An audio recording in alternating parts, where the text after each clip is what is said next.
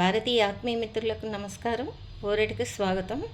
ఈరోజు మనం ఊరటలో నేర్చుకునేటువంటి అంశం ఏంటంటే, మనకు కనుక ఎప్పుడైనా సంబంధించినటువంటి వ్యక్తులు అయినప్పటికీ కూడా మనకు ఒకవేళ వారంటే పెద్దగా ఆసక్తి లేదు, లేదా వారికి ఆతిథ్యం ఇవ్వటం ఇష్టం లేదు, వారితో సమయాన్ని గడపడం ఇష్టం లేదు అనుకున్నప్పుడు వారు వచ్చినప్పుడు మనకి చాలా కంటకప్రాయంగా ఇబ్బందికరంగా ఉంటుంది.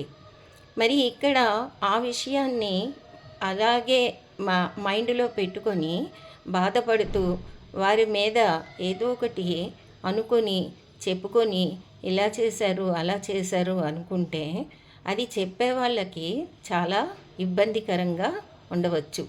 లేదా వారే కనుక ఒకవేళ విన్నట్టయితే కూడా వారికి కూడా అది చాలా చాలా అది అమర్యాదగా ఇబ్బందికరంగా అనిపించవచ్చు.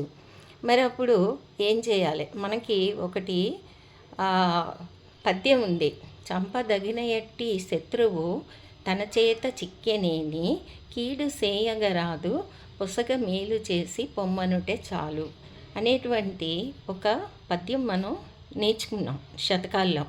సరే, మనకి ఇష్టం లేదు, లేదా మనకి వాళ్ళ పట్ల ఏదైనా శత్రుత్వం ఉంది, ఒకవేళ శత్రుత్వం కూడా లేదు, వాళ్ళు నడవడి కానీ మాట తీరు కానీ ఒకవేళ వాళ్ళు ప్రవర్తించేటువంటి ఏదైతే ప్రవర్తన ఉంటుందో అది కానీ వారి అలవాట్లు కానీ లేకపోతే వారు ఏదో పోసగుచ్చినట్టు ఆరా తీసే విధానం కానీ మనకి నచ్చటం లేదు.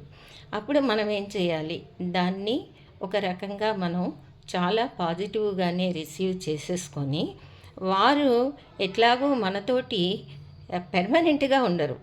ఈ విషయాన్ని ఫస్ట్ మనం గుర్తించాలి. ఏదో ఒక అవసరానికో లేదంటే అకేషన్కో లేదంటే ఇంకేదో ఎవరికో దగ్గర ఆత్మీయులకి ఒంట్లో బాగోకపోతే చూడటానికో మాత్రమే నిమిత్తమే వస్తారు. అంత మాత్రాన వాళ్ళు మనతో పాటు లైఫ్ లాంగ్ ఉండిపోయేటువంటి పరిస్థితి ఉండదు. ఇటువంటప్పుడు ఇవన్నీ కూడా వారి పట్ల ఉన్నటువంటి అనాసక్తి, అయిష్టం, అలాగే వారు వచ్చి ఎక్కువగా ఉండటం, వారితో వారి యొక్క కంపెనీ సహించలేకపోవటం అనేది తాత్కాలికంగా పక్కన పెట్టేసి వారికి సముచితంగా తనకు చేతనైనటువంటి ఏదో ఒక మర్యాద చేసి అక్కడితో వారి గురించి ఆలోచించటం మానేయాలి. లేదు, ఆలోచించుకుంటూనే వెళ్తుంటే అది వాళ్ళు ఎవరైతే ఇది అయిష్టంగా ప్రవర్తిస్తున్నారో వారికి, తర్వాత వారి చుట్టూ ఉన్నటువంటి వారితో ఉన్నటువంటి వారితోటి నివసిస్తున్న వారికి కూడా ఇది మానసికంగా పెద్ద ఇబ్బందిగా ఒక రకమైన బరువుగా తయారయ్యి సామాన్య జీవితానికి ఆటంకం ఏర్పడుతుంది. కాబట్టి ఫ్రెండ్స్, ఎవరైనా కనుక మనం అందరినీ కూడా కలుపుకుంటూ వెళ్తుంటాం. అందులో మనకు బాగా ఇష్టం ఉన్న వాళ్ళు ఉంటారు, కొంతమంది ఏదో అంతంత మాత్రం పరిచయస్తులు ఉంటారు, లేదా ఒక్కమారే వచ్చి తర్వాత మన గురించి వాళ్ళకి కానీ వాళ్ళ గురించి మనకు కానీ ఇక ఎటువంటి ఈ సంబంధ బాంధవ్యాలు అనేవి ఉండనేరు.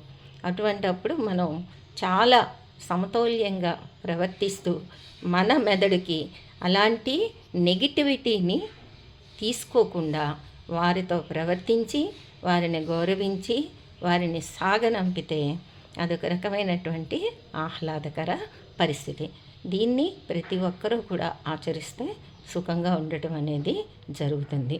ఇప్పుడు మానసికంగా కలిగేటువంటి మన ఆలోచన విధానాల్లో ఆటంకాలు ఏర్పడితే, అవరోధాలు వచ్చి డైలీ మనం జీవిస్తున్నటువంటి జీవితానికి ఆటంకం కానీ, మూడ్ మారిపోవడం కానీ, మూడ్స్ అనేవి సైకాలజీలో చెప్తాం, స్వింగింగ్ మూడ్స్ అని చెప్పేసి చెప్తూ ఉంటాం. ఆ రకంగా అవ్వటం కానీ, దాని గురించి గాఢమైనటువంటి బాధ మైండ్లోన ఒక నల్లని వలయంలాగా ఏర్పడడం కానీ జరుగుతుంది. కాబట్టి ఫ్రెండ్స్, ఇలాంటి పరిస్థితులు కనుక ఎదురైనప్పుడు జాగ్రత్తగా దాన్ని, ఆ న్యూరాన్స్ని ఏవైతే మన మెదడులో ఉంటాయో వాటిని క్లియర్ చేసుకొని అవి సంక్లిష్టం కాకుండా వాటిని మొత్తంగా తొలగించుకునేటువంటి ఆ సాధన చేయాలి. ఇది ఊరట చెప్పేటువంటి ఈనాటి సందేశం. నేను న్యాయవాది, మీ ఊరట కౌన్సిలింగ్ సైకాలజిస్ట్. మళ్ళీ ఇంకొక భాగంలో మనం ఇంకో విషయం గురించి నేర్చుకుందాం. ఇది కనుక మీకు నచ్చినట్టయితే తప్పకుండా సబ్స్క్రైబ్ చేయండి, షేర్ చేయండి, లైక్ చేయండి. Have a nice day.